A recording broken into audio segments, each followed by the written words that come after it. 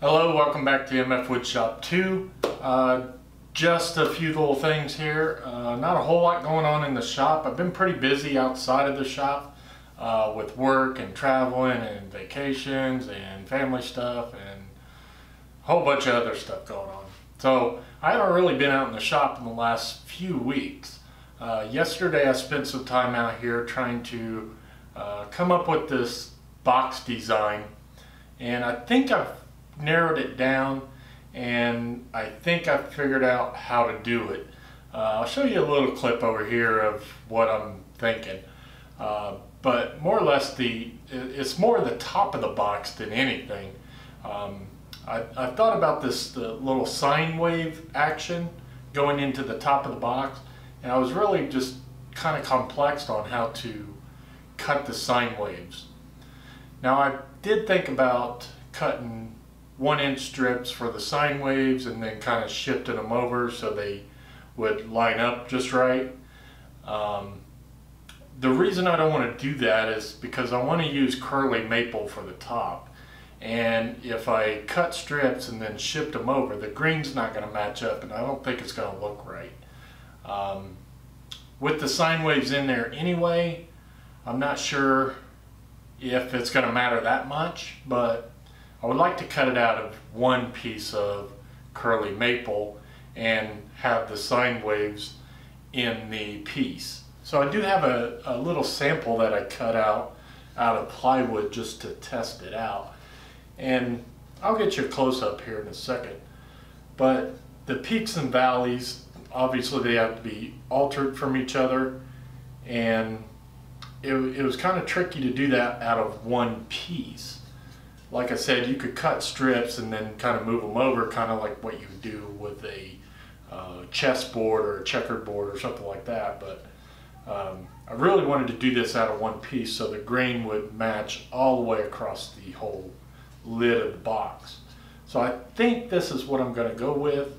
It's really close to what I'm after, and I think with some good sanding and good eye of detail, I think it can turn out the way I want it to.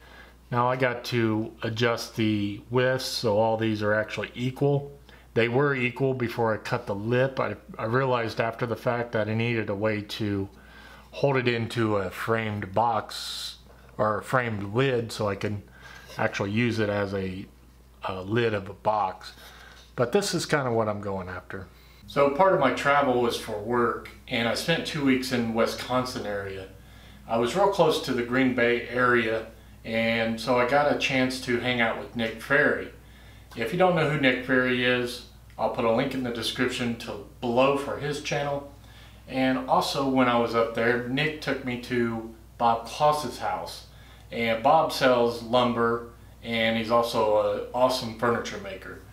And I bought some lumber, some curly maple off of him, and some other wood. I'm not real sure what it is, but it looked cool, and he said that was the biggest thing going right now. So I got some of that too. I'll have to find out what species that is, but it looked pretty cool. So I did do a little shop tour of Nick's house, and I'll show you that now. So I'm here at Nick Ferry's shop. I'll just do a little quick walk around. Show everybody his mess. It is a mess. So I know he's done a video here on this Craig jig. I like that because he put the holes in there to make the board actually lighter. I don't know if that was his main motivation, but that was definitely a good idea to put the holes in the Craig jig. I remember that video. And I was just talking to him about this. I need to make one of these. Starting to gather up some wire ties myself, and they're all over my damn shop, so it's a good way to take care of it. Oh, I'm trying to stay out of the shop. Oh, you're right.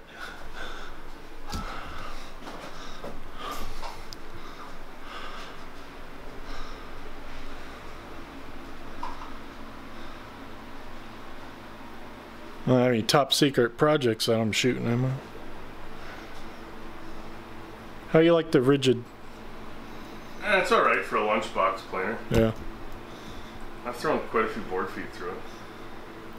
I like the DeWalt. I'd like it better with the helical head though, I think. Yeah, I can move my computer. Oh, you're right.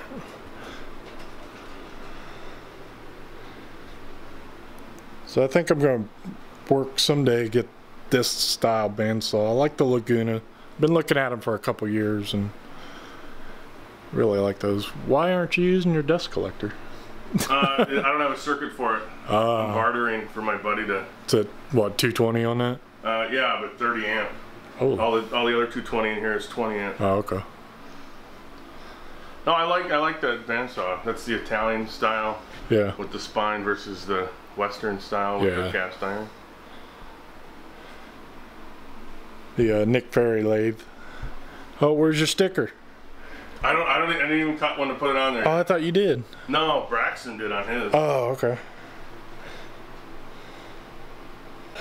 This was a different collar that you painted at your theme, right? And that's before I got the Laguna bandsaw, and they just happened to match, which is really cool. Yeah. I do like this lathe. I got that too. I actually that was an amalgam of just keep adding. Yeah. Because that was an old cart that I had laying around.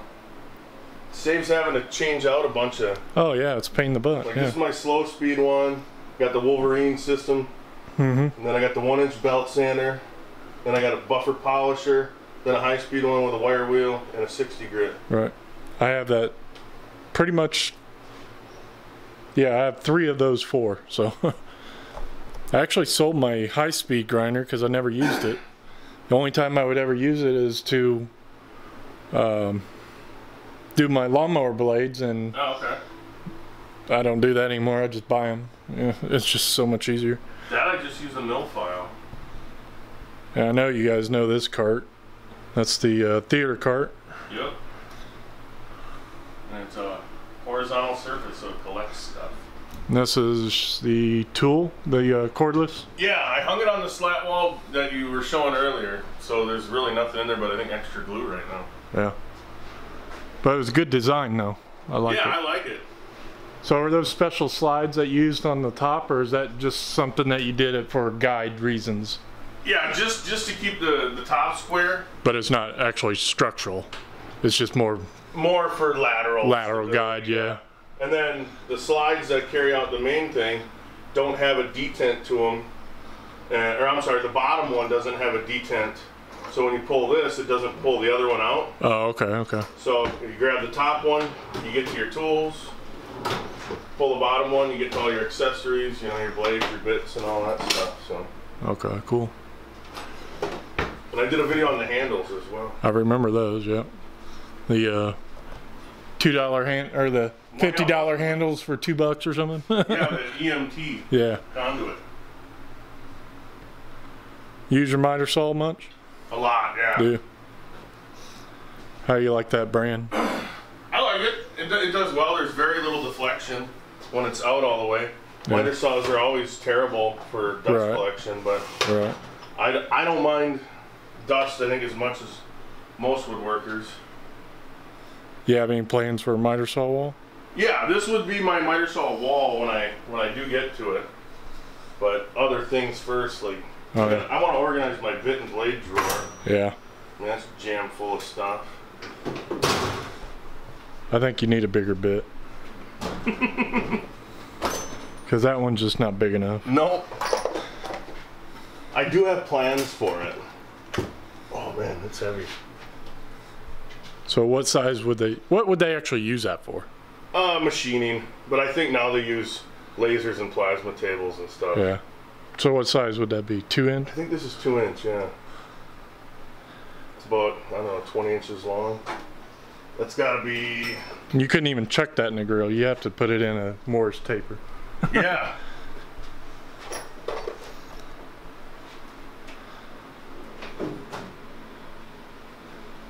Still use a little bandsaw? Yep. Do you? Yeah, I think I got a 3/8 blade in there, or 1/4 inch blade in there. Yeah, it's nice to have 2 of them.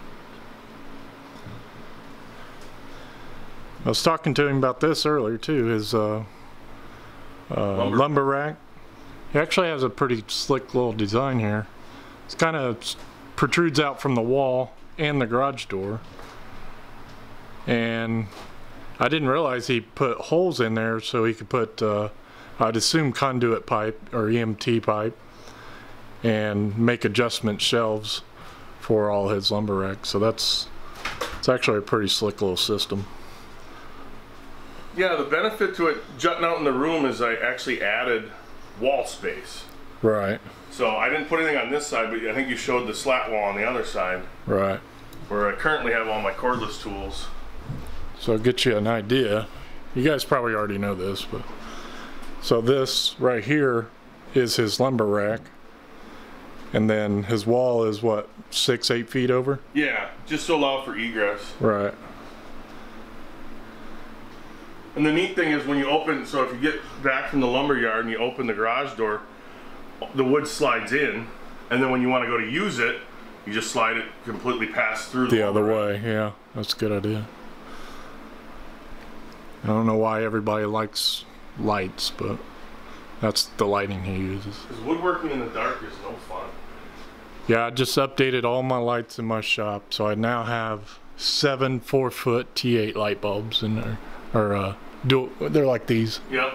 Actually, matter of fact, damn near that exact one, but T8 bulbs.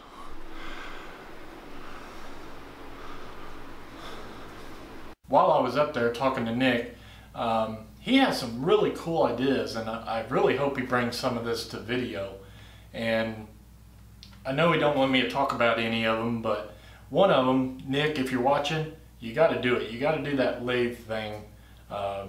You know, turning the stuff on the lathe.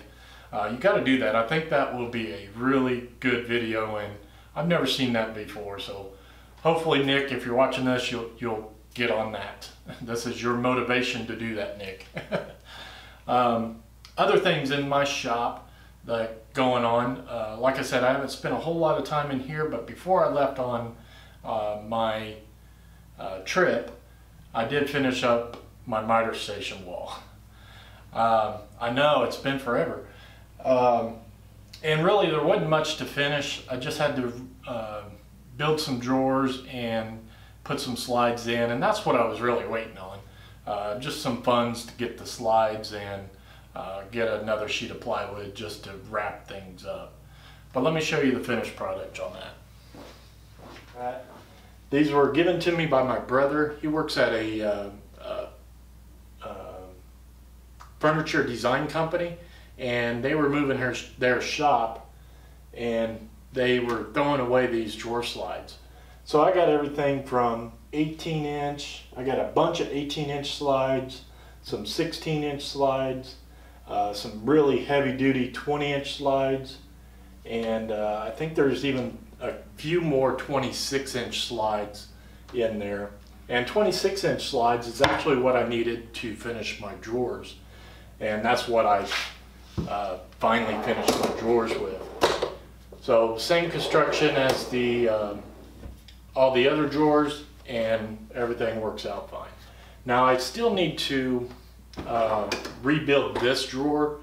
The drawer itself can go deeper, and I really need to make it out a 1/2 inch. Right now it's out a 3/4 inch, and it serves a purpose, but really at the time I was just slapping something together, mostly just to have room for like my stop blocks and stuff for the miter station wall. So I'll probably go back someday and rebuild that drawer the way I actually really. So really that's all I got for you this week. Thank you for watching. Don't forget to like, share, and subscribe.